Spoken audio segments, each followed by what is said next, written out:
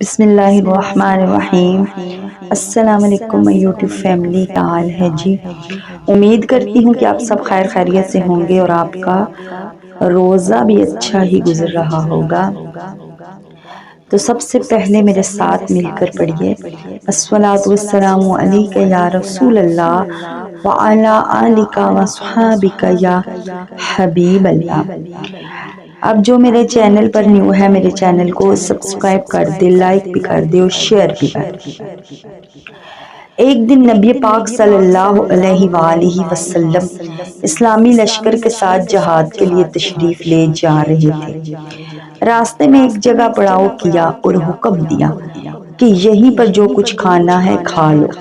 جب کھانا کھانے لگے تو صحابہ اکرام رضی اللہ تعالیٰ عنہ نے عرض کی، یا رسول اللہ صلی اللہ علیہ وآلہ وسلم، روٹی کے ساتھ سالن نہیں؟ پھر صحابہ نے دیکھا کہ ایک شہد کی مکھی آئی اور بڑے زور سے بنبنا رہی تھی۔ عرض کی، یا رسول اللہ صلی اللہ علیہ وآلہ وسلم، یہ مکھی کیوں شور مچا رہی ہے؟ فرمایا، یہ کہہ رہی ہے کہ مکھیاں بے قرار ہیں، اسی وجہ سے کہ صحابہ کرام کے پاس سالن نہیں۔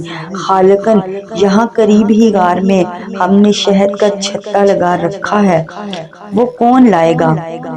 ہم اسے اٹھا کر نہیں لا سکتی۔ فرمایا، پیارے علی رضی اللہ تعالیٰ عنہ، اس مکھی کے پیچھے پیچھے جاؤ، شہد لے آؤ۔ چنانچہ حضرت علی رضی اللہ تعالیٰ عنہ ایک پیالہ پکڑ کر اس مکھی کے پیچھے ہو لیے۔ وہ مکھی آگے آگے ایک غار میں پہنچ گئی اور آپ رضی اللہ تعالیٰ عنہ نے وہاں پہنچ کر شہد نچوڑ دیا اور دربار رسالت صلی اللہ علیہ وآلہ وسلم میں حاضر ہو گئے تو حضور صلی اللہ علیہ وآلہ وسلم نے وہ شہد تقسیم فرمایا۔ صحابہ اکرام رضی اللہ تعالی عنہ کھانے لگے تو مکھی پھر آئی اور پھر بنبنانا شروع کر دیا۔ صحابہ اکرام نے عرض کی، یا رسول اللہ صلی اللہ علیہ وآلہ وسلم، یہ مکھی پھر کیوں شور کر رہی ہے؟ تو فرمایا، میں نے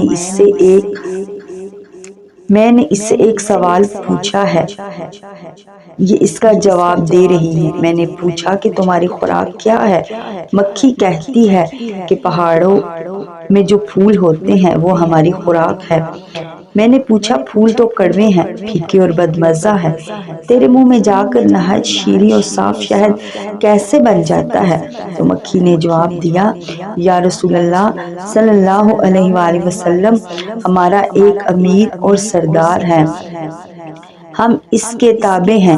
جب ہم پھولوں کا رس چوستی ہیں تو ہمارا امیر آپ صلی اللہ علیہ وآلہ وسلم پر درود پاک پڑھنا شروع کر دیتا ہے اور ہم بھی اس کے ساتھ مل کر درود پاک پڑھتی ہیں تو بدمزہ کڑوے پھولوں کا رس درود پاک کی برکت سے میٹھا ہو جاتا ہے۔ اسی کی برکت رحمت کی وجہ سے شہد شفا بن جاتا ہے۔ تو پیاری سی وائٹی فیملی، ذرا سوچئے، اگر درود پاک کی برکت سے کڑوے پھولوں کا رس نہایت میٹھا بن سکتا ہے، تلخ شیریں میں بدل سکتی ہے، تو درود پاک کی برکت سے ہمارے گناہ نیکیوں میں بدل سکتے ہیں اور ہماری نامکمل نمازیں اور تمام سجدے دیگر عبادتیں بھی قبول ہو جائیں گی۔ لہٰذا ہر لمحہ، ہر سانس مدنی آقا صلی اللہ علیہ وآلہ وسلم پر درود کی برسات جاری رکھیں تاکہ ہمارے گناہوں کو بھی نام مصطفیٰ صلی اللہ علیہ وآلہ وسلم کی بدولت اللہ تعالیٰ درگزر فرمائے اور بے حساب جنت میں داخلہ عطا فرمائے۔ اللہ پاک ہم سب کو دروشی پڑھنے کی زیادہ سے زیادہ ہم سب کو توفیق عطا فرمائے۔ آپ لوگ بھی یہ ویڈیو لازمی دیکھا کریں، پوری ویڈیو دیکھا کریں، سکپ نہ کیا کریں، واقعہ پورا سنا کریں۔ اس میں پیارے آقا صلی اللہ علیہ وسلم کا نام بار بار آتا ہے تو آپ بار بار درود پاک پڑھیں جب بھی ان کا نام آئے۔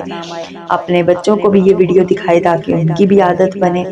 ہر ٹائم چلتے پھرتے درود شریف پڑھا کریں، روزانہ 313 مرتبہ پڑھیں۔ پڑھیں تو انشاءاللہ وہ زیادہ میں شمار ہوگا۔ تو مجھے بھی اپنی دعاؤں میں لازمی یاد رکھنا، میرے لیے بھی خصوصی دعا کرنی ہے کہ اللہ پاک مجھے بھی اپنے سوا کسی کا محتاج نہ کرے۔ اسی کے ساتھ چلتی ہوں، انشاءاللہ زندگی رہی تو کل ایک نئی ویڈیو کے ساتھ آؤں گی۔ السلام علیکم۔